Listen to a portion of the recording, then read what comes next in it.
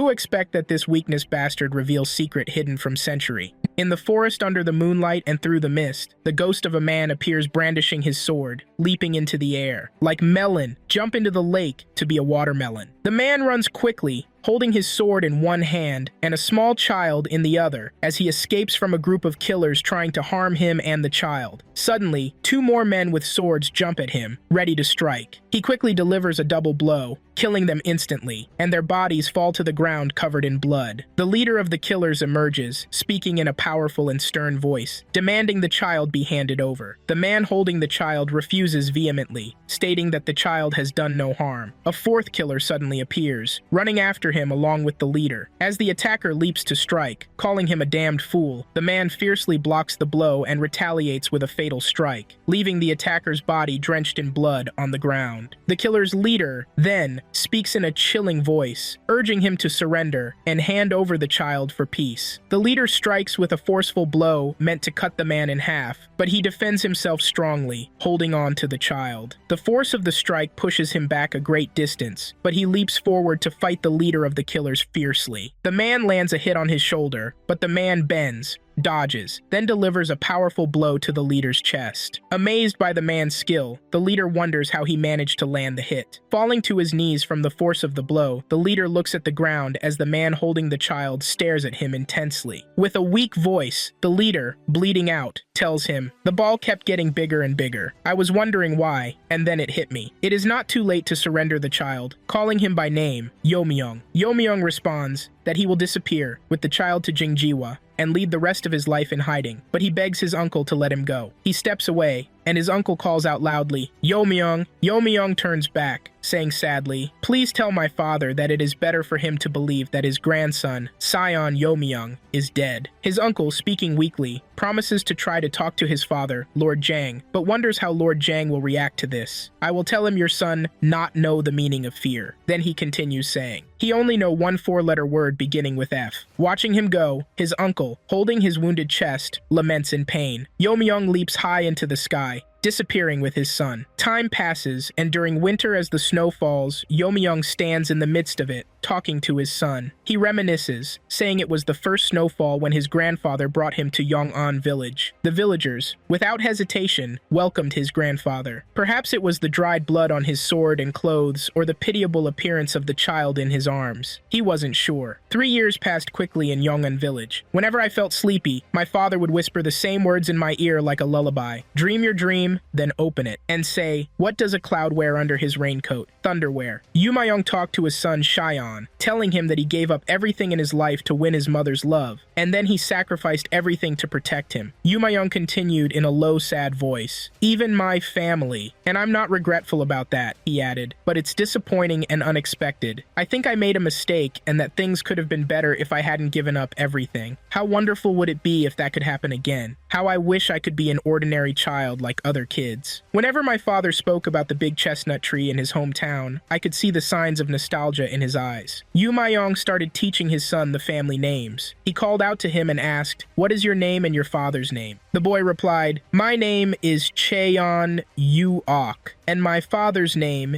is Yu Myong." "And what is your mother's name?" continued Yu Myong. Cheon Yu-ok answered, "My mother's name is Suyunok." Cheon Yu-ok smiled and asked, "Did I remember them well, father?" His father hugged him happily and said, "Yes, you did. Always remember these names and never forget them." Standing in the fields, Cheon Yu-ok thought about how his father, Yu Myong, passed away less than 2 days after hugging him when he was only 4 years old. Cheon Yu-ok said to himself, "My father left me a broken house and some useless items, and the names of my father, my mother, and myself. My father's name is Yu Myong, my mother's name is Suyun-ok, and my name is Cheon Yu-ok." Cheon Yu-ok thought to himself, "I am just a beggar anyway, the son of Yu Myong and Suyun-ok. Why did my father leave so early and left me alone? Come back to me, father. They say if you make a wish when you see a shooting star, it comes true immediately, but it's all lies. Even when I look at the sky every night, my father hasn't returned. I heard someone recently moved into the village. Let's go check it out." After my father's death, The villagers took turns feeding and sheltering me. Later, I learned that they did this in exchange for my father's belongings. I also heard my father ask them to do this. When I turned 6, people started giving me chores to do. Since then, nothing was free. They would deprive me of food if I couldn't complete the small tasks. Uok returns to the village to sleep in his house, but finds the villagers gathered in front of it. One villager shouts at him saying, "You scoundrel, didn't I tell you nothing is free in this world?" He looks at him angrily, points his finger, and says, "I have already spent everything your father left to feed and take care of you, you scoundrel." Another person stands in front of the door and prevents him from entering, saying angrily, "This house is no longer yours. Go away." A third person says, "Go find another place to sleep." Uok remembers these events and says, "After being kicked out of the house, I had to share a cave with the bats and made it my home." Uok lies on the cave floor on a simple mat, looking at the bats, and says to himself, "Even here, I can't sleep because of the bats." Uok shouts at the bats, "Just because I'm sleeping in your cave doesn't mean you can talk loudly. Keep your voices down, please. Let me sleep." A bat says, "What's wrong with that man? He sleeps in my bed and doesn't like it. What a scoundrel. Does he want to fight?" Another bat says, "Forget about him and tell me. Did you know that people eat more bananas than monkeys?" "No way." "Yeah. I mean, when's the last time you saw a person eat a monkey?" Uok sits alone and abandoned on the cave floor, talking to himself. "The only ones I can yell at are these silly bats." Uok goes to the village market crowded with people. He wanders aimlessly through the market with clumsy steps. A group of children sees him and asks, "Who is that?" Another replies, "That's the Batcave beggar." "Which superhero hits home runs?" "Batman." Uok returns to them and angrily asks, "Who is the Batcave beggar, you scoundrels?" One of the boys asks, "Why are you here again, beggar?" Uok replies, "I am here to get something to eat. But tell me, why did the soccer player take so long to eat dinner?" "Because he thought he couldn't use his hands." A thought passes through Uok's mind, the strong boast of their power. The oldest boy says to him, "We have nothing for you to eat, you wretch." Another thought crosses Uok's mind. The weak spread their frustrations onto the strong. The boy asks angrily, "Are you lost, beggar?" Uok replies, "I haven't eaten anything all day." Uok thinks about his situation and says to himself, "I have become a beggar in the neighborhood." The boy attacks him and shouts, "That's your problem," while throwing a punch. Uok takes a flurry of punches all over his body and falls to the ground in pain. The boy stands over him, feeling victorious, and says, "I told you, you're lost." Uok weakly replies, "I will leave as soon as I get something to eat." They start beating him and say, "This evil man, we will finish you off today." Uok, lying on the ground protecting his face from the blows, thinks to himself, "I can endure this for now." Thoughts flood his mind. "Even if I had the strength, I couldn't fight. If I hit the neighborhood kids, the adults wouldn't remain silent." He remembers a past event and says to himself, "Just like I did one day." A woman came angrily and asked, "Why did you hit my son?" She shouted at the villagers angrily, "No one dared to give this kid anything to eat. That day I became certain. I am just an orphaned rat in the streets, and no one cares about me." The boys say to him, "Next time we catch you, we'll tear you apart, you lowly scoundrel." They leave him and walk away, happy with what they did to him. Uok, sad and brushing the dirt off his clothes, says, "Even if you didn't say that, I would someday leave. And that will happen once I can defend myself." Uok walks through the empty village streets. Suddenly, he sees two children. The older one waves at him. They are the younger sister Shionga and her older brother Jonak. Uok thinks to himself, "These must be the children who recently moved in." Jonak speaks to him kindly and asks, "Do you live in this village? I am Jonak. Do you want to be my friend?" Uok looks at him in disbelief and says, "I am Uauk,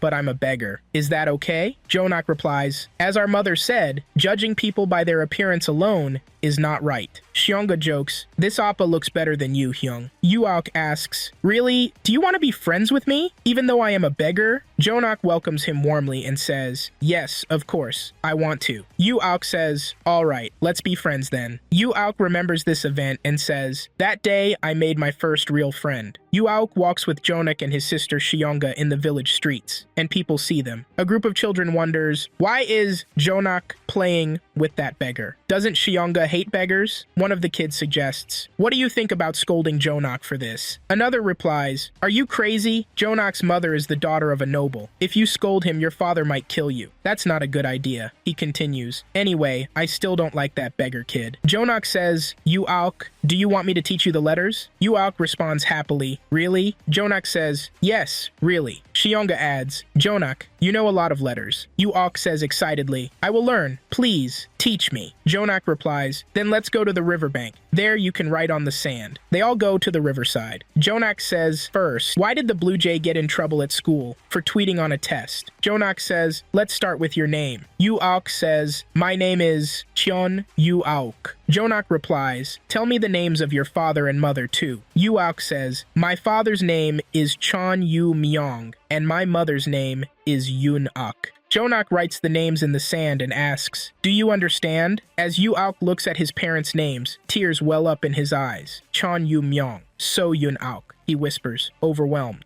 Jonak explains, so, this is Yu-Auk's father's name, and his mother's name. With tears of joy, Yu-Auk says, thank you. Xiongga observes, Hyung, he is crying. Yu-Auk reflects, that day, I learned 9 letters. It was the day I learned how to write for the first time in my life, the day my eyes opened to a new world. Later, Yu-Auk returns to the cave where the bats look at him in astonishment, wondering what this crazy person is doing. He begins writing the names on the cave wall. Cheon Yu-Myong, So Yun-Auk. Cheon Yu-Auk. These are my parents and my name, he declares proudly. One bat, surprised, exclaims, a beggar knows the letters? But answer me this. Which school teachers have the greenest thumbs? The kindergarten teachers. Yu-Auk thinks to himself, I can do anything for Jonak and Xiongga, even if it's something dangerous. A year later, the 3 of them walk happily through the village. Suddenly, a group of children appears and calls out to Yu-Auk. Can we talk to you for a moment? Jonak asks, what happened? One of the children replies, it's about Yu-Auk, not you, Jonak. Yu-Auk tells them, go on, I'm listening. The leader of the group sneers, this boy is still as arrogant as ever. Yu-Auk responds, did you come just to tell me that? The leader continues, the kids were saying, you're good at throwing punches. I don't fight, Yu-Auk replies firmly. The leader shrugs, it's okay, I'll allow it today. Yu-Auk stands protectively in front of Jonak and Xiongga, saying, if you need to talk, come to me. Don't mess with Jonak and Xiongga. Hey Xiongga, the leader taunts, don't play with this beggar. Come and play with us. Xiongga defiantly replies, no, I'll play with Yu-Auk Oppa. Yu-Myong scratches his head and says to Yu-Auk, do you know why you deserve to be hit? Yu-Auk replies with a smirk, as a scarecrow, people say I'm outstanding in my field. But hey, it's in my pants. Remembering the past mistreatment, he thinks to himself, those bastards,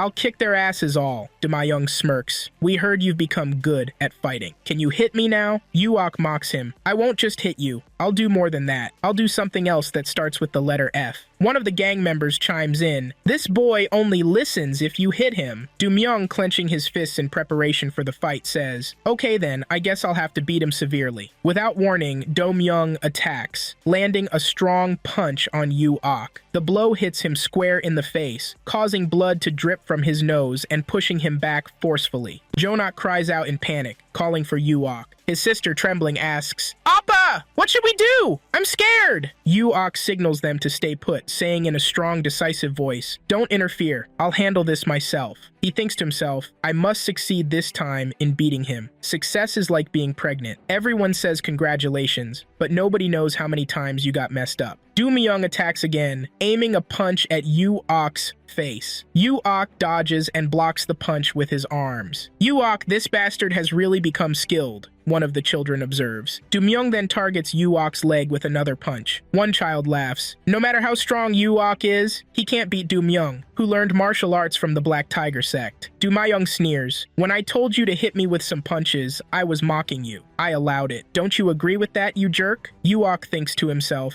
just endure the pain. If I wait, the right opportunity to hit this jerk's backside will come. Finally, the moment he's been waiting for arrives. Yu-Myong raises his fist to deliver a crushing blow to Yu-Auk's face. In a split second, Yu-Auk ducks, dodging the punch, and clenches his fist to deliver a devastating uppercut. Yu-Auk lands the knockout punch on Yu-Myong, just like Clay did in boxing. The punch sends Yu-Myong reeling backward, blood pouring from his nose.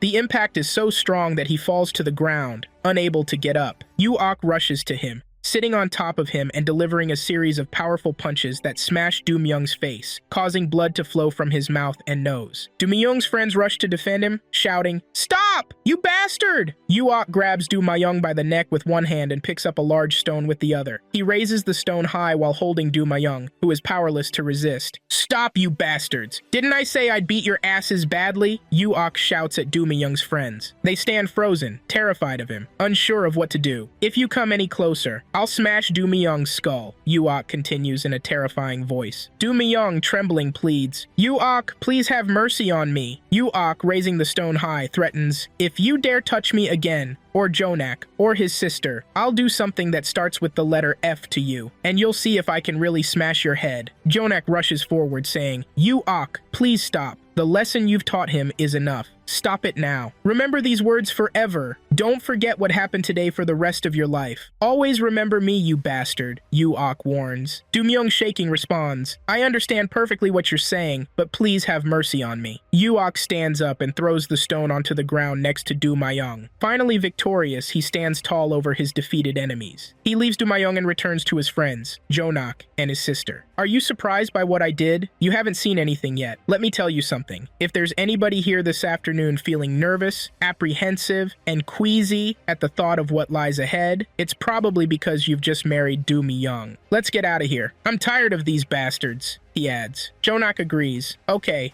let's go. Cheong happily exclaims, I thought you would win, Appa! Everyone moves toward Jonak's house. Once there, Jonak turns to Yuok and says, I want to tell you something. Do you know that I feel something strange towards you now? Yuok? Yuok feels a pang of sadness and replies, I don't know why, but it seems like others are always cautious of me, even though I haven't done anything. Memories flash through Yuok's mind, and he reflects, I don't know when it started, but I began to feel it, and since then, things started to change. He continues to himself, I haven't trained my body in any special way or done anything drastic, but my strength has noticeably increased, and my movements have become faster. Yuok turns to Jonak and says, the strangest thing is that I can sense danger that others can't see. Jonak replies, if that's true, it seems you were born with extraordinary senses and maybe even superpowers. Astonished, Yuok asks, I have superpowers? Me? Yes, Jonak confirms. I read about this in a book once. I can't remember the title, but it mentions something like that. Yuok wonders, is that a good thing? Am I okay, Jonak? Reassure me. Yes, don't worry. It's an advantage, not a disadvantage. It's a special ability that makes you unique, Jonak assures him. But why do the villagers treat me like I'm a ghost and avoid me? Yuok asks. He continues, I overheard them saying I can foresee strange things like a shaman and that I live in a bat cave, possibly possessed by a bat ghost. They say, why should we keep someone possessed by ghosts in the village? Jonak laughs. Ha ha ha! What nonsense! They don't know anything. They're a bunch of fools. Why would Yuok be possessed by a ghost? Cheong adds happily, Jonak, my brother, is always right. He knows everything. Yuok agrees. That's right. Jonak is likely right about this. He adds, Jonak is really smart. Reflecting on that time, Yuok thinks, I didn't understand what it meant to have superpowers or what this ability was. I was just happy to have these powers, knowing they could protect me and my friends. As memories flood back, he recalls a hot June day when the dry fields cracked like turtle shells, and the village looked ghostly with dying trees and falling leaves. Yuok remembers,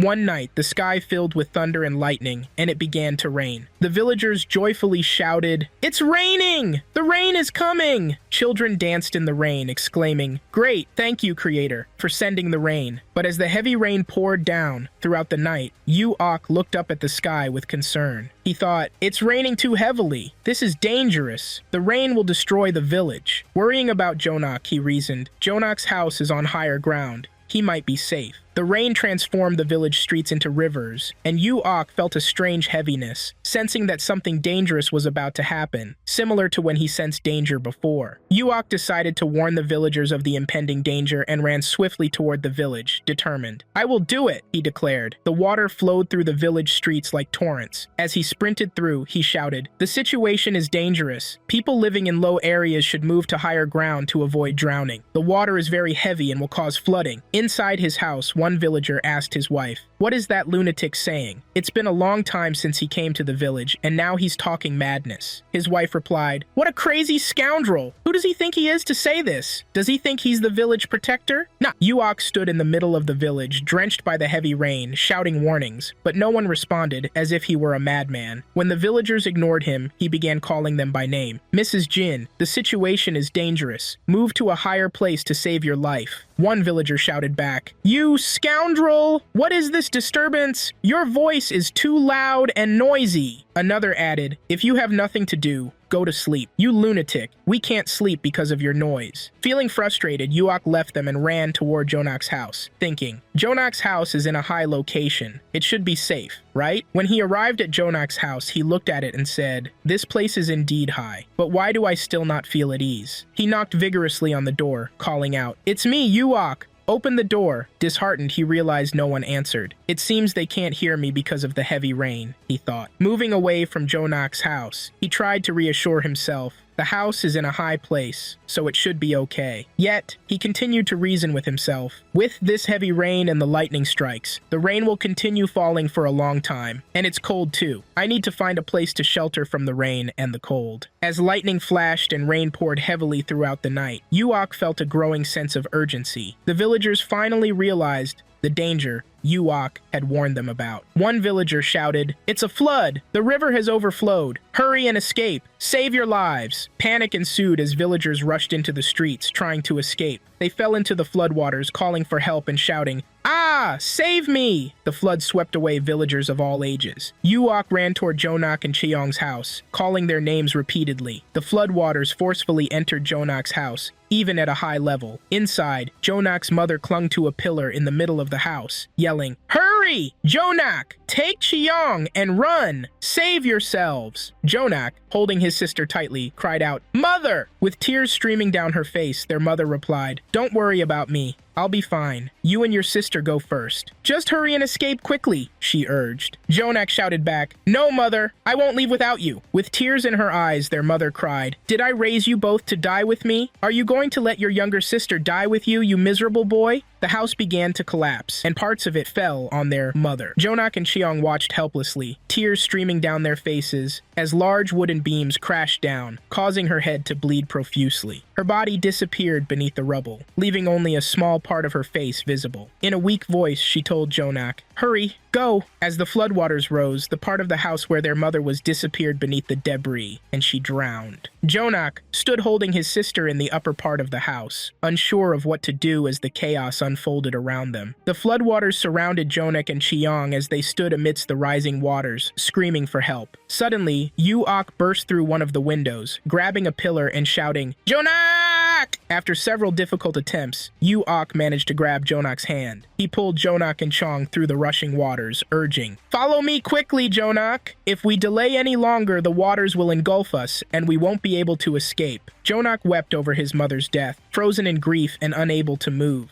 Yuok urged him, get a hold of yourself. If the currents sweep you away, you and Cheong will die and join your mother. Yuok exclaimed, it was a miracle we got out of there, but we still need to climb higher because the waters are rising. The three of them reached the ground and collapsed from exhaustion, resting for a moment. Jonak and his sister Cheong sat on the ground in shock, crying for their mother, repeating, Mother, Mother! Yuok said, I'm sorry. I should have come earlier. When I first arrived, I kept knocking, but no one answered. I should have waited longer and knocked harder until you opened the door. As morning came, the rain stopped and the sun shone on the waterlogged land. The extent of the destruction caused by the heavy rains was evident in the village, with water still flowing through its streets. Villagers sat on the ground, mourning their losses, some weeping for lost children, crying out, come back, my son, while others lamented mothers or spouses, saying, come back, my beloved. Yuok sat and looked at the scene, saying, all who died have gone to the sky. We all must die one day and go to heaven, even if we live long lives. He reflected, I have learned 6 lessons from this life.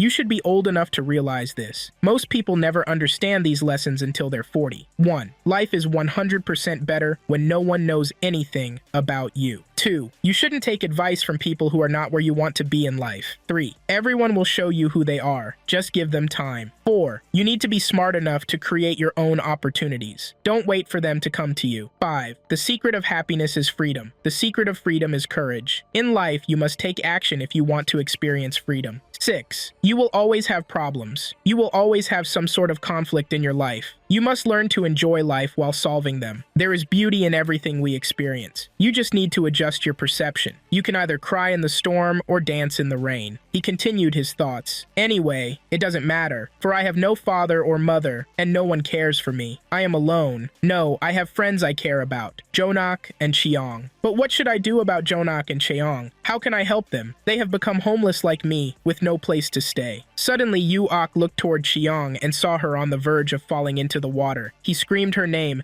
Cheong. He continued shouting, Cheong has fallen into the river. Yu-Ok saw her struggling against the current, crying and clinging to a weak tree branch that was about to break. Yu-Ok ran quickly to save Cheong, calling her name. He spotted some villagers gathered, looking at Cheong in panic. One villager exclaimed, "Oh no! How did this happen?" Yu-Ok yelled at one of the men standing there. "Why are you just standing there doing nothing?" The man replied, "The river's current is very strong. I'm afraid if I try to save her, the water will sweep me away, and we will both drown." Another person added, "I can't go down there. I hurt my leg and can't save her." Yu-Ok shouted, "Give me that rope! I'll do it! I will save her!" Just then, Jonak arrived and saw Yu-Ok wrapping the rope around his arm. "What are you doing?" Jonak asked. "Don't worry, I'm an excellent swimmer," Yu-Ok replied. Without hesitation, Yu-Ok jumped into the water with the rope tied around his arm to save Cheong before she drowned. "I must save her. I can do it," he repeated to himself as he swam. Yu-Ok reached a tree branch close to Cheong and grabbed it, thinking, "I am doing this to repay my friend Jonak. I cannot live without them." Cheong clung tightly to the branch, whispering, "Everything will be all right." Suddenly, the tree branch began to break. Cheong gripped the branch in horror as it tore. Yu-Ok watched in panic and shouted, "No!" Cheong screamed, "Yu-Ok Appa! I'm scared! Save me! Please!" Yu-Ok reached out his hand, but she was too frightened to let go of the branch. "Grab my hand, you coward!" he yelled. "I am not a coward. Don't say that, Yu-Ok," Cheong replied. "Then reach out your hand quickly, brave girl," he urged. At the last moment, Yu-Ok grabbed Cheong's hand just as the branch broke, telling her, "Don't worry. Everything will be all right." He hugged Cheong tightly to protect her from falling into the water. "You are safe now," he reassured her. Yu-Ok tied the rope around his waist, holding Cheong close, and shouted to the villagers on the shore, "Pull the rope quickly." Yu-Ok held onto a tree branch as the villagers pulled Cheong to safety, saying, "Take care." Suddenly, a tree trunk hit Yu-Ok's back, pushing him into the water. Cheong saw this and screamed, Jonak quickly tied a rope around his waist and shouted, "Wait, Yu-Ok! I'm coming to save you!" Yu-Ok struggled against the raging waves, shouting, "Stop! Don't come here! It's dangerous! You'll get yourself killed!" Ignoring his warning, Jonak jumped into the water to save his friend. On the riverbank, an elderly man watched the scene unfold from a carriage. With a dignified appearance, he remarked, "These are amazing children indeed." Jonak succeeded in rescuing Yu-Ok and brought him to the shore, exhausted and unable to move. It became clear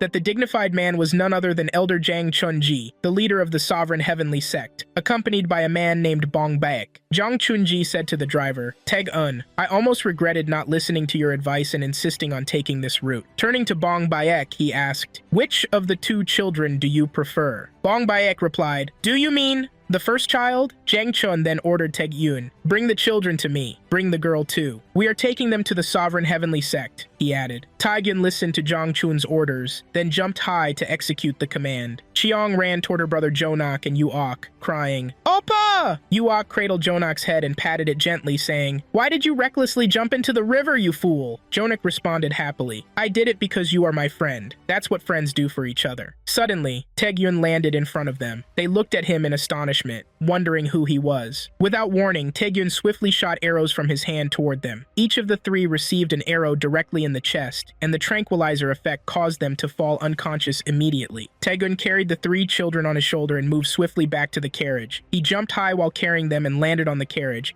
placing them inside as if nothing had happened. The carriage, now carrying the children, moved towards the headquarters of the Sovereign Heavenly Sect. The Heavenly Sovereign Sect uses a massive palace as their headquarters. Inside the palace, the leader of the sect sits in his office, which boasts a huge library. The leader sits in his chair, looking dignified, while one of his followers bows before him. The leader asks, "Did the great elder bring the three children?" The man replies, "Yes, sir. The mission was completed successfully, and the three children are in a safe place." The leader asks again, "What news do you have? Is everything all right?" The man reports, "First, one of the children is very well educated. We were amazed when he wrote his full name correctly in the register, and his handwriting was surprisingly neat for his age." The leader, surprised, remarks, Is that so? He seems to think deeply about the fate of Jonak after learning he is well educated. The man suggested to the leader, "We could include them in our White Lotus army." The leader, still deep in thought, asked, "Where are they now?" The man replied, "The 3 children are waiting for their registration in the lifetime register to complete so they can join the Heavenly Sovereign Sect." Thoughtfully, the leader said, "If one of them is truly exceptional, we cannot hand him over to the Grand Master of the sect." He continued, "If what you say is true, this child is indeed talented and special. It wouldn't be bad to consider him as Jongmu's successor." Meanwhile, Yu-Ok began to wake up as the effects of the drug wore off. He suddenly sat up in bed, confused about how he got there. "Where am I?" he wondered aloud. Looking around the room, he saw a person kneeling and staring at him. Recognizing the man, that's the same person who was in the carriage. He recalled being in the carriage with Jonak and his sister Chiang, all paralyzed by the drug. Yu-Ok thought to himself, there were 2 men, one older and looking like a leader. Struggling to sit up, he asked, "Who are you and who is this man?" The leader replied, "My name is Jang Chunji, and I am the leader of the Heavenly Sovereign Sect. This man is Bong Baek." Jang Chunji continued, "Bong Baek will take care of you from now on and will be responsible for you." Yu-Ok thought in amazement. He remembered his days of living alone and his hardships, telling himself, "Just getting through each day without problems was hard, and I considered a day without sickness to be good luck."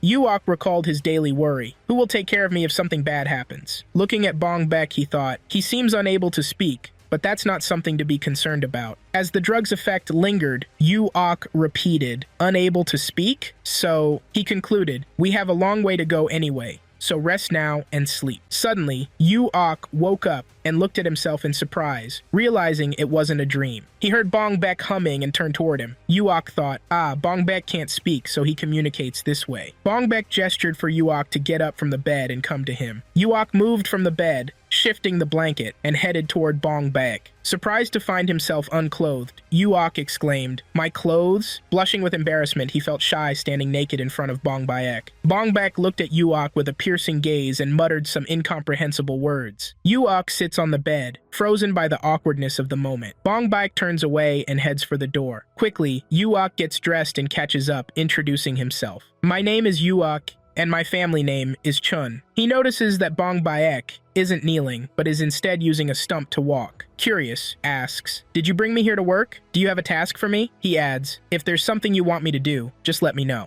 Okay, then requests Bong Baek to free Jonak and Chiang, but keep him instead. Bong Baek gestures, indicating he didn't bring Yu-Ok here for work. Surprised, Yu-Ok asks, "You didn't bring me here to work?" Bong Baek gestures and inquires, "Do you know how to read?" Yu-Ok replies, "I know a little. I learned from Jonak." When Bong Baek asks how much he learned, Yu-Ok explains, "I can read regular books, but tough ones are hard." Bong Baek motions for him to get dressed and follow him, signaling that he can leave now. They walk out of the palace and through the village streets. Yu-Ok observes Bong Baek's walking style, thinking, Bong Baek shakes a bit while walking, but he moves well. He wonders about his own walking and glances down at his feet. As they pass a group of village men, "Looks like these 2 idiots are getting along." Another comments, "I haven't seen that kid in the village before." A man shouts, "Hey, Bong Baek, is this your son?" The second man adds sarcastically, "I heard you got beaten up badly too. Is he really your son?" Yu-Ok accidentally bumps into Bong Baek and gasps, "I'm sorry, Bong Baek, I didn't mean to do that." Bong Baek continues walking without a word. They arrive at the Grand Elder's Hall, where an old man greets them at the entrance. The old man asks Yu-Ok, "Do you know who I am and where you are?" Yu-Ok replies, "No, I don't know anything," thinking, what kind of question is that? How am I supposed to know? The old man then asks, "Do you want to become incredibly powerful?" Eagerly, Yu-Ok responds, "Of course. I've lived as a beggar my whole life."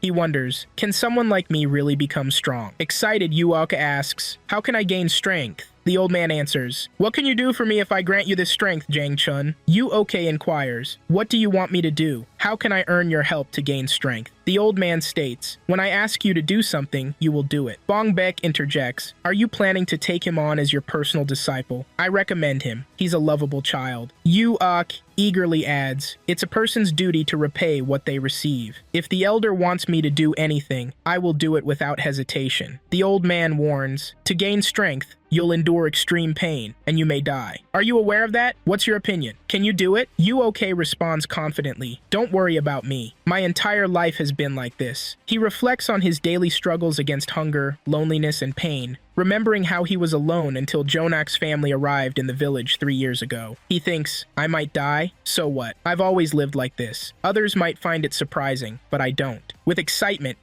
Oki tells the old man, yes, I can do it. Even if the path is tough, I can handle it. If I can gain strength and live the life I've always wanted by doing this, then I'll do it. As Uok leaves the hall with Bong Baek, they encounter 3 elders. One elder, Old Gong, laughs. Hey, is this the big man that Tai Day brought this time? Bong Baek responds, yes, that's right. The second elder, Old Seo, jokes, this boy would be perfect for cleaning the courtyard, don't you think? The third elder, Old Sheol, adds, this boy's bones seem very strong. Bong Baek retorts, I was the one who chose him. Don't be greedy. Turning to Uok, Bong Baek says, let's get out of here. But as they try to leave, the 3 elders block Uok's way. He says to them, please excuse me, I need to go. The 3 elders continue to joke as Bong Baek and Uok prepare to leave. One elder remarks, sigh, if you teach him how to use a knife, he could easily catch a fox cub. The second elder adds, despite his age, his fists are quite large. The last elder comments, Bong Baek's sword will serve you better than a knife. Bong Baek and Uok arrive at the training room. Bong Baek says, if you want to learn martial arts under my guidance, you should not learn from the 3 sages. Uok responds eagerly, yes, understood. He then asks, but how should I address you? Bong Baek replies, call me whatever you want. Uok enthusiastically says, all right then. For now, I'll call you Grandpa Bong Baek.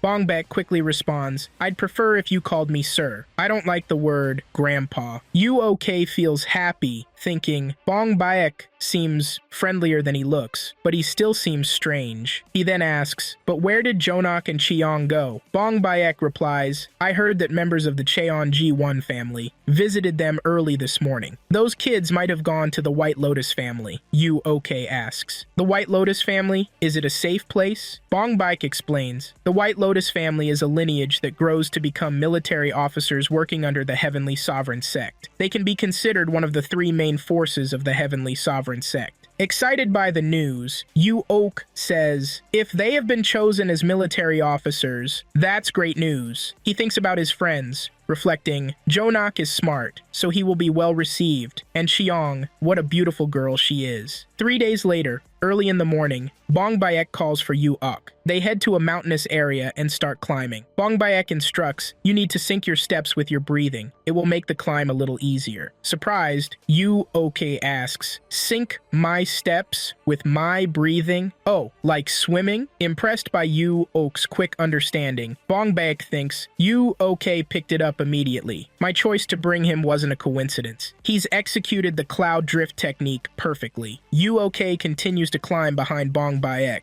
Finally reaching the top, he stands, catching his breath, and exclaims, what a magnificent view it is from up here. He turns to Bong Baek cheerfully, saying, it's amazing. I feel like the whole world is at my feet. Bong Baek instructs, from now on, after breakfast, you will climb this mountain once a day. Starting the next day, Uok climbs the mountain alone every day. On the first day, he struggles and climbs slowly. By the second day, he moves faster, and by the 10th day, he climbs with energy and strength, finding it much easier. Bong Baek observes Uok as he completes his daily climbs. Uok remarks, now, climbing the mountain once takes me half a day. Bong Baek responds, from now on, you will climb the mountain twice a day, starting tomorrow. Shocked, Uok exclaims, excuse me? What did you say? You want me to climb twice in a row? Bong Baek explains, to endure the 10 hells training, you must be able to climb the mountain at least 3 times a day. To gain strength from the Heavenly Sovereign Sect, you must first pass the 10 hells training. That's why I'm building your fundamental endurance. He thinks to himself, this boy is impressive. Who knew he still had so much strength left? After his daily training, Uok, feeling exhausted, says, after climbing twice in a row, my legs are trembling badly. While walking through the palace, he encounters Old Gong, one of the 3 elders. Old Gong says, hello! Who said your martial arts would improve just by climbing and descending the mountain? Uok replies, because Bong Baek said so, I must do it. Old Gong insists, stop and listen to me. Just then, Old Seo arrives, greeting, hello Gong, what are you doing here now? Old Gong responds, what do you mean? Uok climbed the mountain and returned today, so I wanted to tell him he's doing a great job. Old Seo cunningly retorts, if you're meddling here, I won't let you off the hook. Old Gong leaves, grumbling,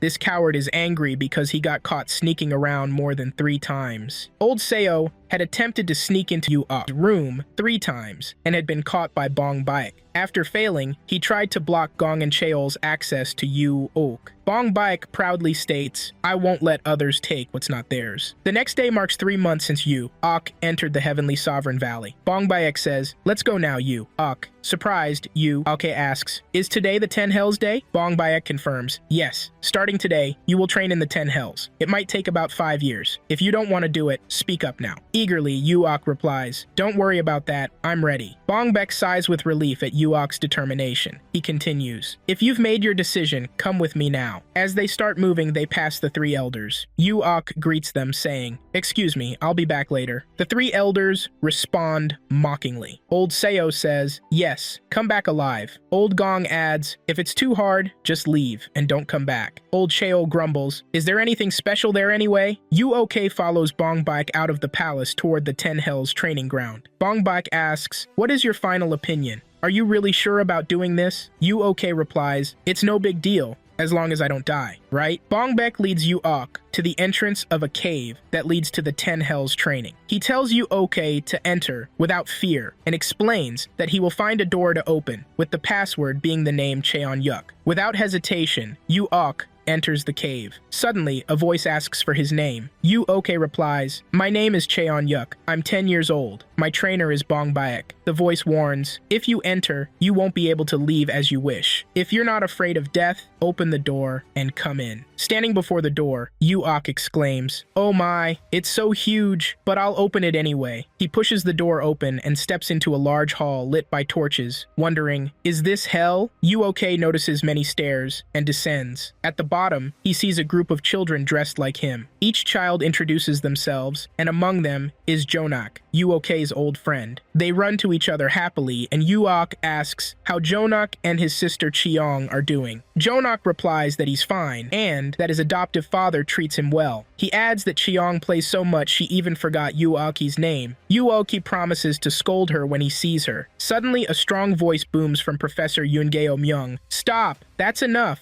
No more talking." He then asks Yuok, "What's your name?" Yuok quickly answers, "My name is Cheon-yuk." Professor Yoongeo Myung continues sternly, "From now on, don't speak without permission. Understand?" Yuok replies, "Yes." Another person appears with a bag and hands it to Professor Yoongeo Myung, who distributes its contents to the children. He gives each child an iron ball and announces, "I am Yoongeo Myung, one of the 3 professors among the 10 professors of the 10 Hell departments. You have received the Mountain Guardian's poison. You won't be able to use your inner power until you pass through the 3rd gate." The children look worried and scared at Professor Yoongeo Myung's words about the mountain poison and the inability to use their inner power. Professor Yoongeo Myung shouts with a thunderous voice, "Be quiet!" He then continues, "Professor Jeo-do, please explain the 10 gates of hell." Professor Jeo-do responds, "The 2nd gate is for basic fitness. If you pass the 4th gate, you become a regular soldier. Passing the 5th gate qualifies you for the elite squad. If you pass the 6th gate, you become a junior executive officer leading 10 subordinates." He adds, "Passing the 7th and 8th gates makes you a mid-level executive officer leading 100 people." A girl asks, "What about passing the 9th or 10th gates? Why didn't you mention those?" Professor Jeo-do replies, "Only 2 people have passed the 9th gate in 30 years, and no one has passed the 10th gate, so I don't know about those." The children exchange surprised and amazed glances at this revelation. Professor Jeo-do tells the children, "You will be part of Group 88. Welcome to the 10 Hells." He instructs them, "Follow me," and begins to move. Professor Yoongeo Myung gestures to a hall door, saying, "This is the entrance to the 1st hall." Then, Professor Jeo-do shouts, "What are you doing, Group 88? Run behind your professors!" The children immediately start running. Yuok reflects, there was a good reason for calling the training center Hell. It wasn't just physical training, it was training to hunt people. Yuok continues, recalling, "We even had to eat during training, sometimes while running and sometimes even in the water." He remembers how, when they became lazy, Jeo-do would splash water on them, shouting, "Get up!" If they didn't rise quickly due to exhaustion, he would hit them hard, yelling, "You weaklings! You can't even handle the first level of the 10 hells." Uok runs fast after Geodu hits him. Geodo then asks, "Cheon Uok, what's wrong?" He wonders if Uok can truly survive this way. As he runs, Uok thinks, "I can't lose to this man, Geodo." He continues the grueling training even as the other children collapse from exhaustion. After 10 days, Uo is bullied by older kids who trip him and laugh as he rolls on the ground. Standing up to his bullies, he picks up a rock and says, "Let's take turns hitting each other with this rock." He then strikes his own head hard with the rock until blood flows, saying, "Like this." He hands them the rock and asks, "Do you want to try too?" The boys glance at each other nervously, muttering, "This kid is crazy." Uok looks at the rock and hits his head again, even harder. The boys look shocked by what Uok just did. He throws the rock behind him and bends down to pick up a bigger one, saying, "This rock looks better. This stone is too dull, so it doesn't hurt much." Uok then looks at one of the children and asks, "What about you?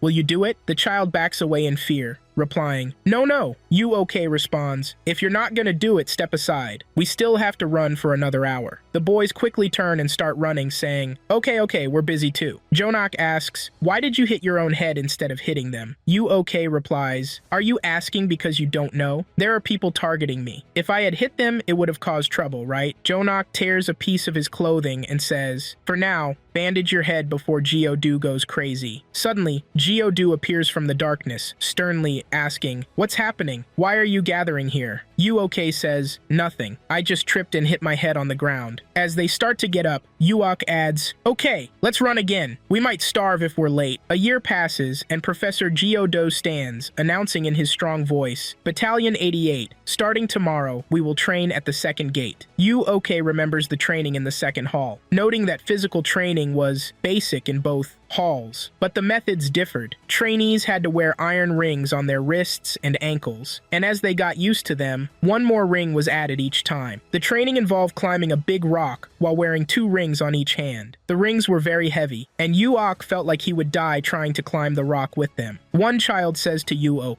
"Brother Yu, at least you're strong. I have no strength, so why did they give me 3 iron rings?" Uok replies, "Shut up. If you have the energy to complain, climb faster." Another boy adds, "These men are killing us with this training. Those who didn't train in martial arts like us have gained 12 times their weight." A third boy responds, "Aren't you ashamed? Why are you comparing yourself to someone who doesn't even look human?" Uok encourages, "We're close to the top. If we're late compared to other groups, we'll have to climb again before eating." One boy asks, "Is this still okay? This is impossible." Finally, one boy reaches the top where Professor Myung is standing. The professor pushes the boy from the top, making him fall back into the lake below the rock. He sarcastically says, "Those who still have energy can go back down again." Professor Myung then pushes everyone one by one into the lake, and the whole team falls in. Uok emerges from the water, looks up at Professor Myung and declares, "Just wait and see. We'll return the pain." One of the boys suddenly realizes someone is missing and says worriedly, "What? Where's Myung?" Everyone looks around in surprise at Myung's disappearance. Uok says firmly, "Guys, climb the slope. I'll go into the water and check."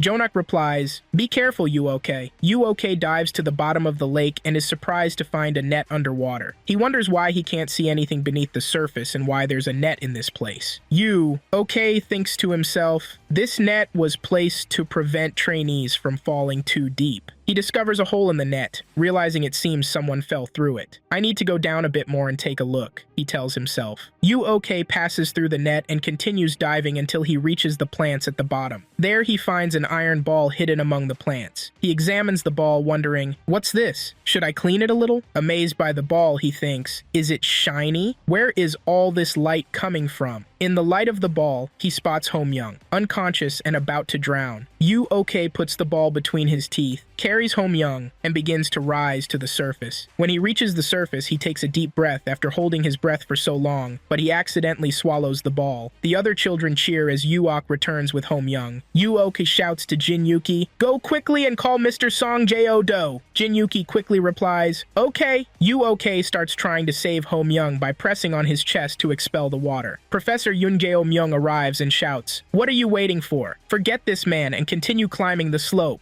Myung coughs up water and starts to regain consciousness. In a fit of anger, Professor Myung kicks Uok hard in the chest, sending him crashing against the rock in pain. The children shout in protest, "We're trying to save our friend. Don't be so harsh on Uok." Uok stands up and says to Professor Yoongeo Myung, "If you want us to climb now, we'll climb. But first, please let Mr. Song Jae-do come to see Ho Myung, and then we'll climb." Professor Yoongeo Myung sternly tells the children, "Take Ho Myung inside with you." He then turns to Uok and adds, "Instead, you'll climb for your comrades' share too." Uok replies, "If you say so, I'll do it." Professor Yoongeo Myung angrily says, "What are you saying, you wretch?" Uok responds, "If it's for my friends, I'll do it." He begins climbing to the first, second, and third levels, biting his lips hard until they bleed. He tells himself, "I'll never give up. It's nothing. I can do it as much as I want." As a result, Uok swallows the iron ball with his blood, and it travels down to his stomach. The ball starts reacting with his blood, causing his body to heat up. Uok screams loudly and falls from the rock into the lake again. Jonak sees what's happening and shouts, "Uok!" Uok falls unconscious and Jonak pulls him out of the lake. As he starts to regain consciousness, Uok hears voices around him and wonders, "Who's this?" He remembers, "Oh right, it's Jonak's voice and someone else's. Song Byung-bo, one of the 3 lords of hell." Uok opens his eyes to see Jonak and Professor Song Byung-bo. Jonak asks, "Can you see me? Am I visible to you?"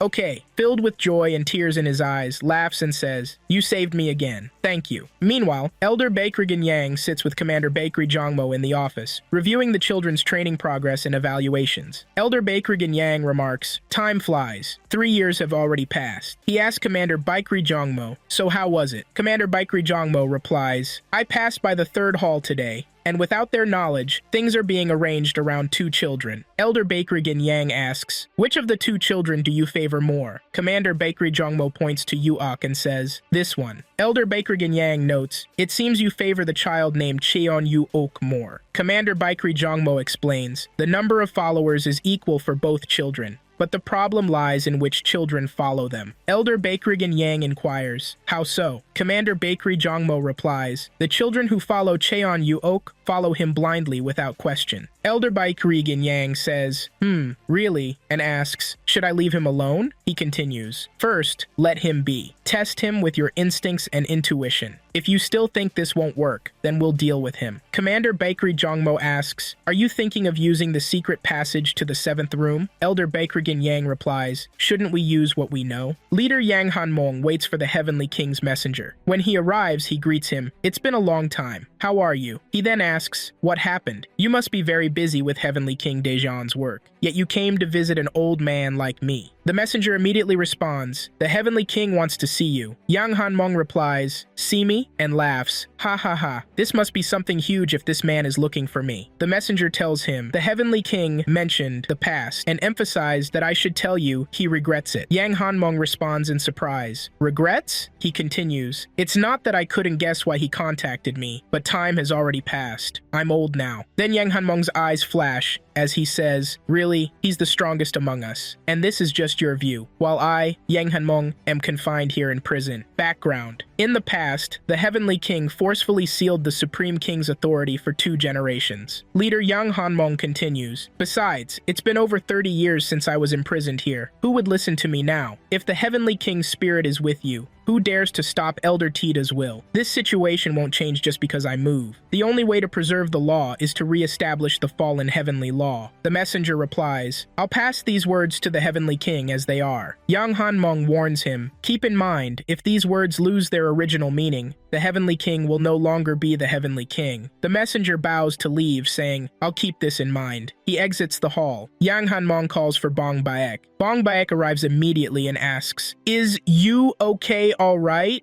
Yang Hanmong replies, "Although I told you not to worry about that man, don't you get tired of asking the same question?" Bong Baek responds, "Recently my stomach hasn't been feeling well, but it's not serious. Just a little discomfort." Yang Hanmong says, "I need to go see the Heavenly King." Bong Baek replies, "Finally you'll move after all these years." Yang Hanmong corrects him, "Not me, but you." Bong Baek asks, "Is there a problem?" Yang Hanmong responds, "No problem. Just go meet Mo Yun and tell him my message. Don't act crazy and observe quietly." Uok stands on a hilltop looking at his companions. One of them asks, "Do you feel all right?" Uok replies, "I'm fine." But the truth is, he wasn't fine. Pain came to him every night like a nightmare, excruciating. as if his flesh would tear and his heart would burst. The pain hit him about twice a month, each time several times more intense than usual because of that bead. UOK continues, but every time I felt the pain, my body was overflowing with energy. No one knew this truth. He jokes with Jonak. Will you also join the officer training, Jonak? But happiness doesn't show on Jonak's face. UOK reflects on a past event. Something happened that he didn't know about before entering Samjo in training when someone came looking for Jonak. Since then, things changed forever. He looked at Jonak in amazement and thought, it seems something is happening. Jonak's face looks better when he smiles. UOK asks one of the boys, what about the others? Where are they? The boy replies, they're waiting in front of the 4th hall. UOK says, huh? Then let's go to them quickly. A boy from the group asks, are we leaving the Lin family behind? UOK thinks to himself, no one has seen Lin Dongshan since Chen Yuyu fell from the cliff. He continues, but when entering the 3rd hall, where one trains their senses, I saw him again. UOK remembers that because Sang Yusang was large in size, he had to endure more hardships than others in that training hall. Professor Yungeo Myung was training him very intensively. But we still can't do anything with our own strength. Do that later. Right now, worry about passing the officer test. He looks at the test gate and adds, I think I won't be able to meet you for a while. He explains, at this stage, all officers are divided into 5 groups. UOK tells Jonak, see you later. Jonak replies, I hope I achieve my goal. If it's you, UOK, on your way to achieving your goal, I believe you can do it. Take care of yourself.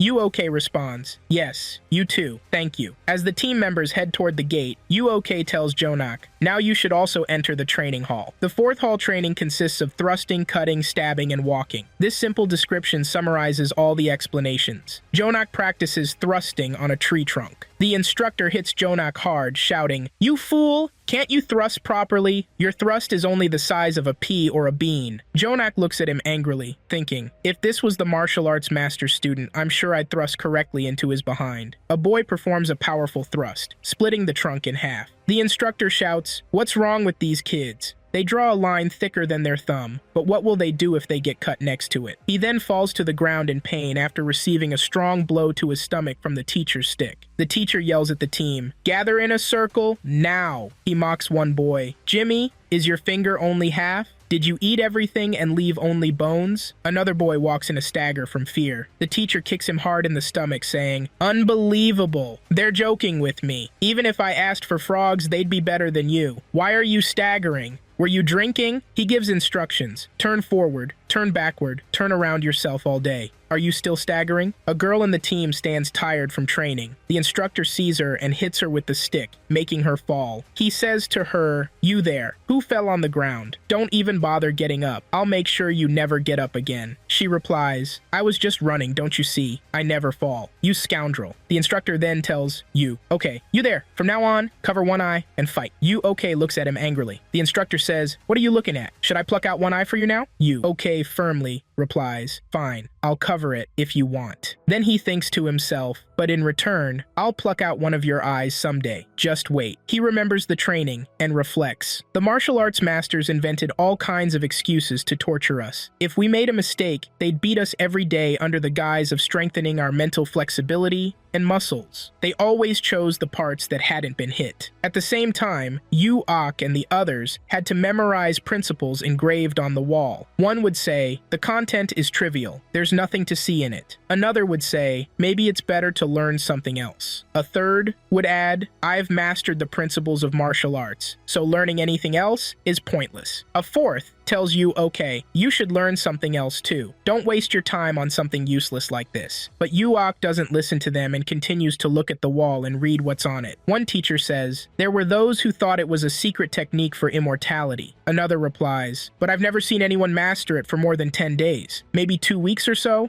Okay thinks to himself, I must master this to stay alive. I don't know the principles like the others. Suddenly, he feels a terrible pain in his stomach and says to himself, when the pain takes over, he continues, memorizing the principles eases the pain, so I had to learn them, whether they were useful or not. Ease the pain to survive. After 1 month, after 2 months, after 6 months, the instructor finishes their training and says, "Do you think we beat you because we hate you? Do you understand now? Pass through the main gate safely." Another instructor adds, "That's right, we beat you for your own good. Be grateful to us later. When you reach high positions, don't pretend you don't know us." The team members look at them angrily without responding. The 3 instructors are surprised by their reaction and laugh. As the team moves to leave and cross the gate, the largest boy says, "You scoundrels, just because I'm bigger than the others, you always hit me harder than the rest. Remember my words. I've memorized all your faces, and I won't ignore them." One of the boys tells him, "Being huge here is a sin to them." The big boy replies, "When will I be able to break that skinny man's bones forever?" The girl asks, "Why? Is it because you received a few extra hits from him?" UOK jokes, "No, you wanted me to take those hits, right?" Then Uok asks himself, "Did Jonak enter the 5th gate first?" He continues to think about Jonak's situation. But why has Jonak changed so much? Well, I'll understand when we meet later. They approach the 5th gate, where someone stands ready to guide them. When they reach him, he says, "Once you enter, you'll find many caves. Regardless of which cave you choose, the martial arts are the same in all of them. Only one person enters each cave. Do you have any questions?" "None." "Good. Then enter. I won't let those who forget their friends when they rise in rank get away with it. Don't act like you don't know us when you become a captain. You all, hurry inside." Once the door closes, food slips through a small hole, and the oil for the lanterns is filled through narrow pipes. For 6 months, the door stays shut, and you must survive solely on martial arts. There are 3 types of martial arts: swordsmanship, knife skills, and fist techniques. 6 months later, while others had already mastered their skills before even entering, Gunak had learned the martial arts of Cheon Giwan. Meanwhile, I had only skimmed the basics, but here, I was witnessing martial arts for the first time. If the skills from the 4th and 5th gates connect, maybe I could learn the 6th gate too. If that's true, I'll master them all. As I dedicated myself to training, I heard a voice. Who is it? Is it the martial arts instructor from the 5th gate? UOK watches as instructor Odong Myung raises his massive sword. The instructor speaks again. Are you ready? Remember, 10 strikes. Use only what you've learned here. Uok nods, determination etched on his face. He tells himself, I've trained hard for this. I can do it. I must do it. As Odong Myung prepares to strike, Uok focuses intensely, ready to react. UOK thinks to himself, I thought it was strange that the 4th gate's teacher seemed odd and tortured me more than others. Sometimes he showed killing intent. I didn't know why. The instructor says firmly, let's begin. UOK replies, all right, I don't know what you're hoping for, but the instructor lunges at him saying, if you want, I'll get you. UOK charges at the instructor, shouting and brandishing his sword. He delivers a powerful strike, but the instructor blocks it effortlessly. Oh Dongmyung counters with a blow that sends Uok flying back a great distance. The instructor says, it seems you know why we've been watching you. Uok responds in surprise. Watching me? By whom? The instructor replies firmly, well, you've made your first strike. You still have 9 strikes left. UOK charges at the instructor like lightning, delivering a swift strike, but the instructor immediately blocks it again. Undeterred, UOK tries again, rushing at him while shouting loudly, but the instructor surprises him and wounds him in the side. The instructor then aims a strike at Uok, attempting to split him in half, but Uok blocks it just in time. However, the instructor delivers a powerful blow that sends Uok crashing to the ground, his sword slipping from his grasp. Frustrated, Uok lies on the ground, looking up at the instructor, feeling defeated and unable to overcome him. The instructor turns and walks away from Uok, sheathing his sword. He says, with this level of skill, there's nothing else to test. Congratulations, you've passed. UOK responds, thank you. The instructor continues, I hope you succeed in passing the 6th hall as well. Be careful. He then gives Uok some advice to help him overcome the challenges in the 6th hall. UOK thinks to himself, it seems Bong Baek saved me. When I faced him in the 9th and 10th strikes, I barely managed to block his sword by imitating Bong Baek's strange steps. He feels a sudden longing for Bong Baek, wishing he could see him today. Meanwhile, Elder Bekri Jinyang sits with Commander Bekri Jungmo in the office, listening to the latest news. Commander Bekri Jungmo says, UOK has entered the 6th hall. Elder Bekri Jinyang responds in surprise, are you saying Odong Myung couldn't stop him? Commander Bekri explains, Instructor Odong Myung used half of his inner strength but he stopped because he thought he'd have to use his real martial arts if he continued. Elder Baekryjin is astonished and says, even with Odong Myung using half his inner strength, he couldn't do anything against Yu-Ok. He taps the desk forcefully and adds, as long as we don't know the Great Elder's intentions, we must prevent all possibilities. Don't overlook even the smallest matters. Commander Baekry responds, I'll keep that in mind, Father. Elder Baekryjin warns him, also, handle the environment around Jonak well. Commander Baekry replies, I've already started. Don't worry, Father. Everything will become like a blank page. On that day, a group of warriors appeared in Yongan village and slaughtered the villagers. We returned to Yu-Ok at the entrance of the 6th hall, listening to the instruction guide, who says, here in the 6th hall, there are 10 martial arts techniques. Since there are 10 volumes of the same martial arts, choose what you want to learn, whether it's one type or multiple types. The guide tells you, okay, pick up the booklet and weapon of your choice, then go inside to master it. When the time comes, say training into the opening in the stone gate, and the hall will open after that. Yu-Ok thinks to himself, in the 6th hall, we have to undergo training close to real combat in the challenge hall, and success is determined based on the results of the fight. The instructor adds, although this room is designed to mimic the challenges in the 36th room of Shaolin City, it's actually more difficult than you think. Yu-Ok says to himself, it's said that this place, the 6th hall, is where most trainees die or get injured. The instructor continues, if you really can't handle it, shout loudly, I surrender, but don't die in vain. Yu-Ok thinks, this is ridiculous. I won't surrender. I'd rather die than surrender. The instructor gives further instructions saying, if you pass the 10 rooms within 3 hours, you'll succeed. Do you have any questions? Yu-Ok asks, yes, I have a question. Did Jonak from the White Lotus family come here? The instructor replies, yes. He entered yesterday in the 88th batch. You're the 8th and last. Worried about Jonak, 2 of them failed. The instructor says firmly, now, choose a martial arts technique. Yu-Ok selects a technique book and opens it to read the instructions. He continues reading the techniques one after another to choose one. While reading, he thinks, this is the next stage. As expected, I was right. Yu-Ok chooses the 7-star fist technique and ghost steps to learn before heading to their special room. After entering the 6th hall, he becomes completely immersed in martial arts training, forgetting the passage of time. As time passes, Yu-Ok's foundation in martial arts skills is established. 3 months have passed since he entered the 6th hall. Whenever he wants to train, he stands in front of the door and shouts into the opening, training. This time, the response is delayed, making him wonder, why is there no response? Suddenly the door starts to open, surprising Yu-Ok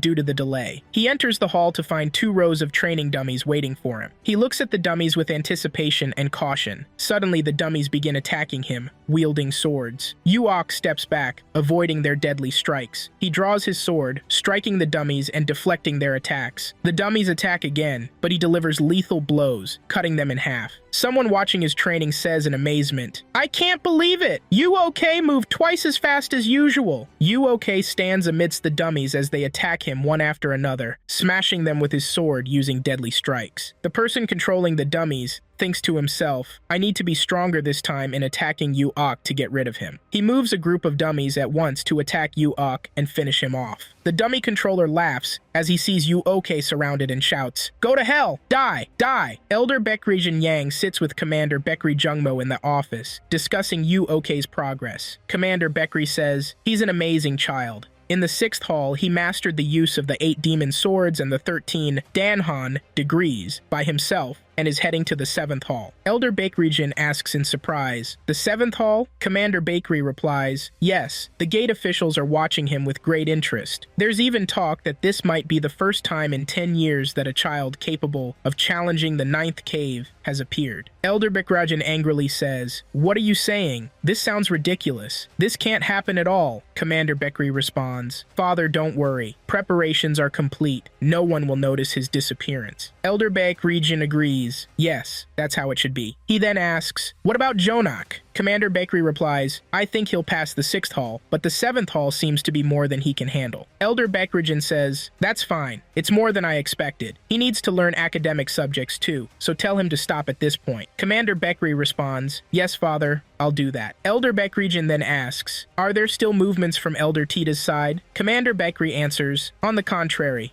The training office's activities show suspicious movements. Elder Baekryjin says with concern, really? Commander Baekry concludes, most important importantly, according to Mai, it will be difficult for the sect leader to continue for more than 3 years. Elder Baekrijan responds in surprise. 3 years? He thinks to himself, it's been 10 years since the cult leader fell. This isn't good. If this continues, I'll be the first to die. They say the enemy of my enemy is my friend.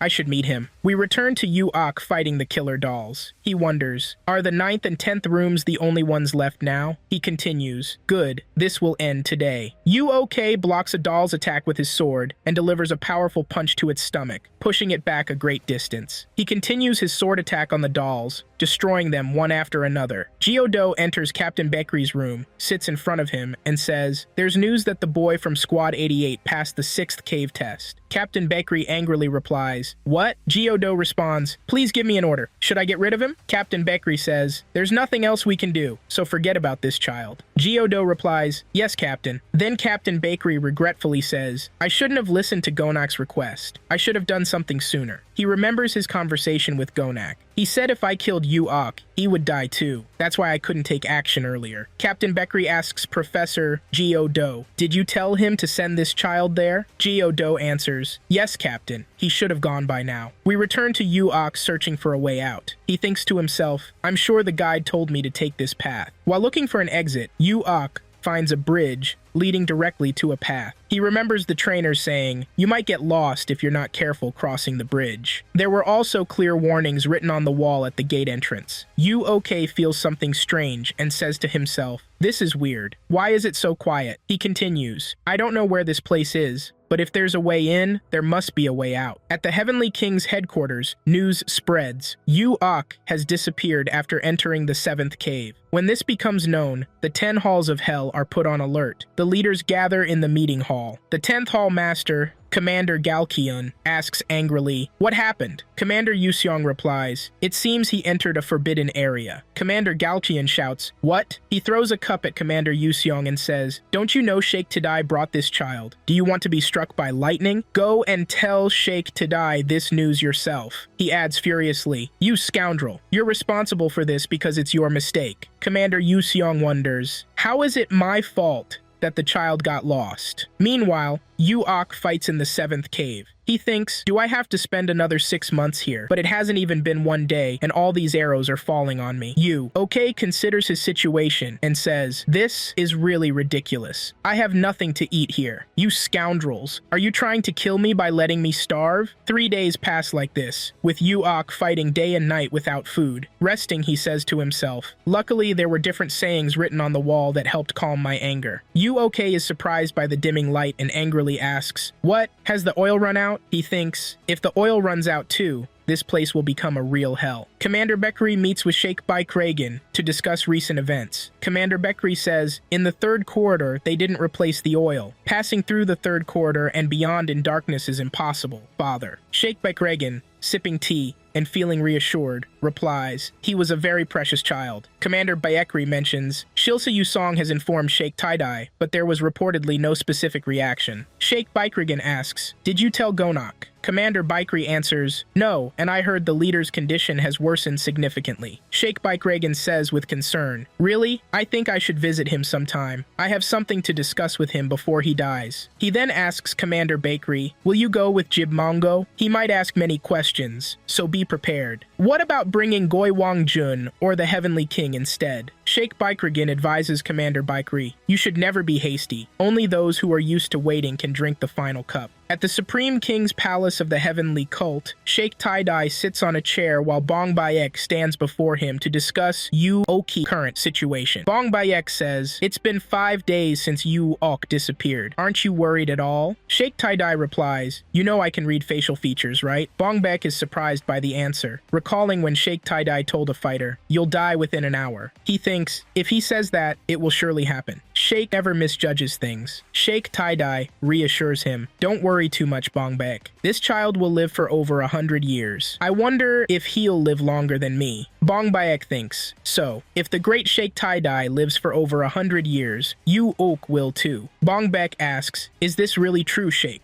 Sheikh Taidai responds angrily, what do you mean? Do you dare doubt my physiognomy skills? He continues firmly, this child will return before I die. he will certainly return. Sheikh Tie-Dye adds, it would be good to pay some attention from time to time. He then says, Bong Bayek, take the lead. We're heading to the Hall of Hell. Sheikh Tie-Dye and Bong Bayek arrive at the Hall of Hell, where guards stand ready to greet them. The guards shout loudly, we salute the great Sheikh Tida. Long live the great Sheikh Tida. We wish Sheikh Tida eternal health and prosperity. The leaders responsible for the Hall of Hell welcome Sheikh Tie-Dye and Bong Bayek. Sheikh Tie-Dye says, it's been a long time since my last visit. The commander of Hell, King Yong Ho Sung Ak, greets them saying, welcome Sheikh Tie-Dye. I apologize for making you come here yourself. Sheikh Tie-Dye replies, you seem to have become talkative too. In the past, you only had a talent for cutting people's throats. Yong Ho Sung Ak says, that time has passed, Sheikh Tie-Dye, hasn't it? Sheikh Tie-Dye responds, well then, you're saying you've lived long too, aren't you? Yong Ho Sung Ak quickly replies, of course, I don't dare say that. Please, sit down. I also have a 5-year-old grandson already. Sheikh Tie-Dye interrupts, you know well why I came. I apologize to you. Then Sheikh Tie-Dye asks, who did this? Is the search still ongoing? Is it possible to recover the fallen section? Yong Ho Sung Ak says, this seems difficult. 5 children went to clean and were buried and died. Sheikh Tie-Dye says, well, if it's not possible to help them instead, Yong Ho Sung Ak adds, if this child comes out alive, regardless of what happens, you must fulfill one request for this child. He continues, if it's within my power to do something, I'll do it. Sheikh Tie-Dye angrily replies, do you think I'm a fool? Of course. I'll ask you to do something you can do. Yong Ho Sung Ak strongly responds, I promise you, great Sheikh Tida. Meanwhile, Yu Ak sits on the cave floor, licking the wall in search of any water droplets due to extreme thirst. He repeats to himself, I won't die. Yes, I won't die. I won't die. Eventually, exhaustion overcomes him and he falls asleep on the ground. On the 8th day, Yu Ak walks through the cave corridors, searching for the exit while muttering, damn, doesn't this lead to the 7th corridor? Then he notices something and says, huh, what's this? He finds writing on a rock.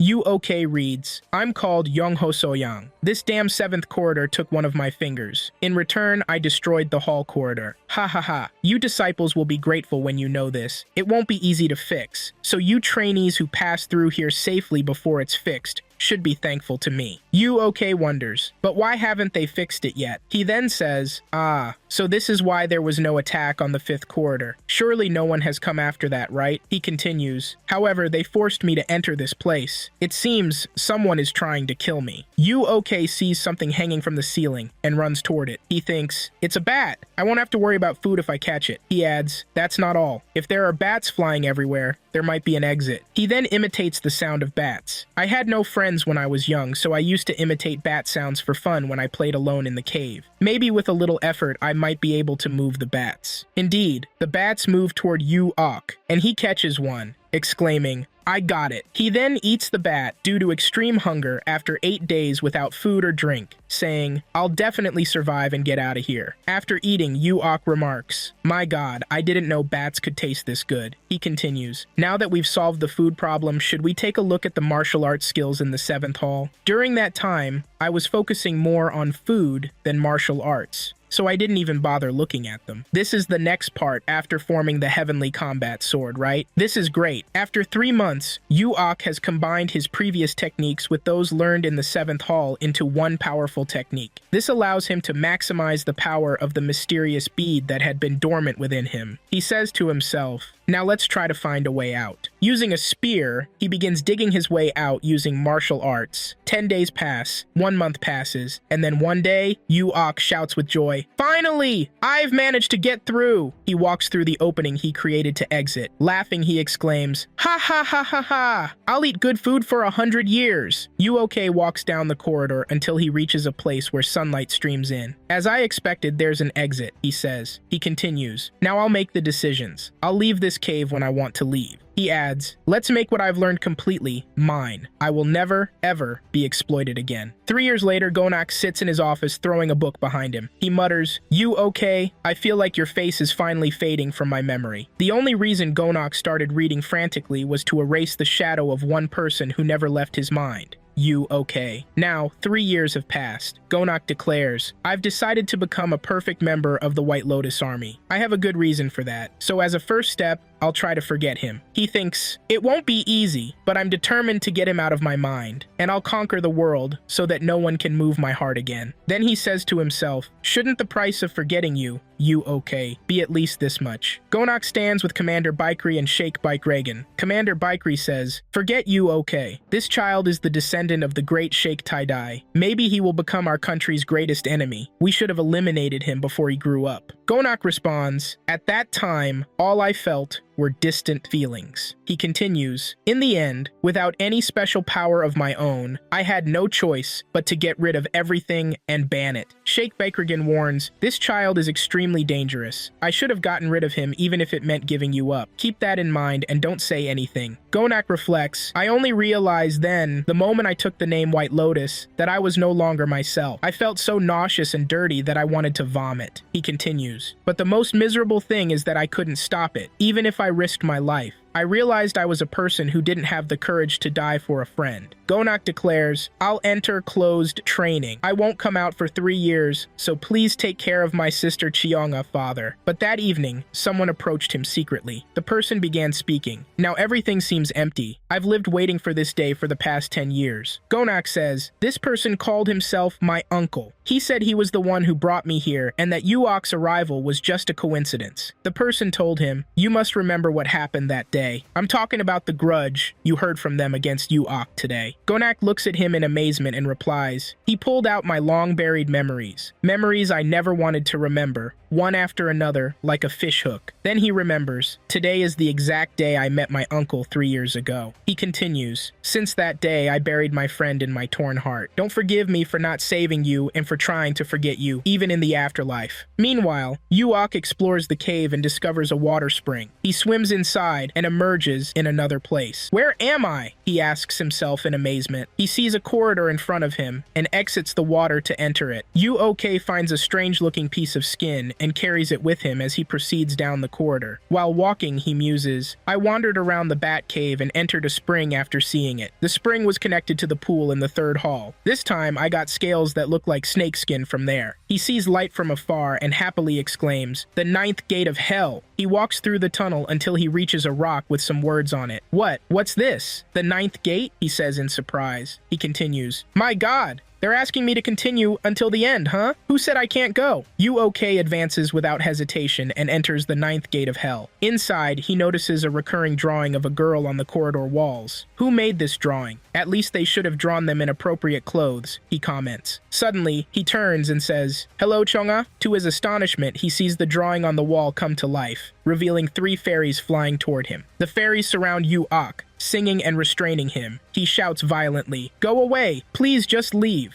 Uok sits in a relaxed pose with the fairies surrounding him, singing and restraining his movements. He concentrates to expel their singing from his mind and free himself. Energy emerges from Uok, pushing the fairies away. Uok succeeds in freeing himself from the fairies, and says to himself, and so, a whole day passed. Uok gets up and moves to leave the place when he notices words written on the wall. He approaches to read them. Image of ecstasy. If you hit the wall at the top of the image of ecstasy, a demon will come to you, and you must pass through this place to resist the demon in the future. Oh, that was a close call, Uok says. Then he wonders, who set such a trap in a place like this? Suddenly, his clothes turn to dust and fall to the ground, leaving him completely naked. Uok shouts in surprise, what is this? He bends down and picks up the snakeskin from the ground. For now, let's at least wear this, he tells himself. Uok runs enthusiastically to leave the corridor, saying, let's get out of here now. After the struggle, he reflects, I escaped the temptation of women. This time, an endless desert welcomed you, Uok. When he sees the desert, he exclaims, wow, although I don't know who did it, if I meet the person who set up this damn gate, I want to hit them. He continues, the desert wasn't just sand. There were many rocks amidst the sand. Uok notices a rock with instructions that says, you've worked hard to get this far. You deserve to learn the heavenly combat sword. There were many stone tablets engraved with martial arts secrets, he thinks. He spots another rock inscribed with Sword of Wind Scent. However, he realizes, no matter how good the martial arts were, they couldn't calm my annoying mood. Then he sees a rock inscribed with, the Heavenly Master's grip is truly unmatched in the world. Damn, what is this? He exclaims. Next, he finds a rock inscribed with Master the Blood Phoenix Technique. Exhausted from the heat and fatigue, Yuok falls onto the desert floor and raises his hand to the sky. "Damn the gate! Damn the gatekeepers, you bastards! Sons of bitches!" he shouts, raising his fist. Then, he notices something different that catches his attention. Getting up to look closer, he finds words written on the ground. In the future, the passage of time will not be activated for several months. It doesn't matter what you master. However, whether you master the Blood Phoenix technique to the 3rd level or possess tremendous power, you must pass through the gate. UOK looks at the gate made of rocks extending across the desert. In the house of the person responsible for the 10th gate, the alarm rings for a long time. He wakes up and mutters, "Isn't this too long?" He thinks to himself, "I've seen my wife turn off the alarm and go back to sleep once or twice, but today her response is too long." Becoming alert, he says, "Huh? This can't be true?" He repeats, "This is not right. Yes, the alarm must be broken. It's been more than 10 years since I last fixed it." His wife calls out, "Honey, what's wrong? Come on!" He replies, "I'll have a busy day today. Don't get dressed and wait for me to return soon." Then he thinks, "Once I open this door, I should close it now. After all, hasn't it been more than 200 years since someone entered there? Who would have known if they couldn't open the entrance? At most, it will take one night to clean it up." UOK walks through the desert and rocks toward the exit when he sees something strange on the wall and goes to investigate. It turns out to be a series of drawings of a long serpentine dragon. Suddenly, light shines from the drawing and a terrifying sound erupts, causing Yuok to fall to the ground in surprise. Lightning emerges from the image, striking the ground right next to him. Panting from the shock, Yuok looks at the glowing drawing and asks, "What is this?" He sees glowing words written on the wall. The person who can subdue the blue dragon using the heavenly blood phoenix arts will be able to achieve self-realization. Remembering what he mastered earlier, Yuok laughs with joy. "Ha ha ha," he says to himself while watching the glowing dragon swimming in the air. "Fool," confused by surprise for mere illusion. Then he lies on the ground to get a better view of the dragon. A few days later, Yuok fights the dragon using the Blood Phoenix combat arts he learned, confidently transforming the blue dragon into a glowing ball of energy and holding it in his hand. Yuok subdues the blue dragon and controls it, then launches the energy ball at the exit door to the 10th hall of the Gates of Hell. Meanwhile, in the house of the person responsible for the 10th hall, the official and his wife wake up startled from sleep due to the loud alarm sound. The official holds his head from the sound, screams, and says, "This can't be true." Words appear on the wall stating that the 10th gate is closed, a special emergency for the Blood King. He shouts, "I thought Detective Cheon Sushin was talking nonsense." Shaking his head violently, the official insists, "No, there's no way this can happen.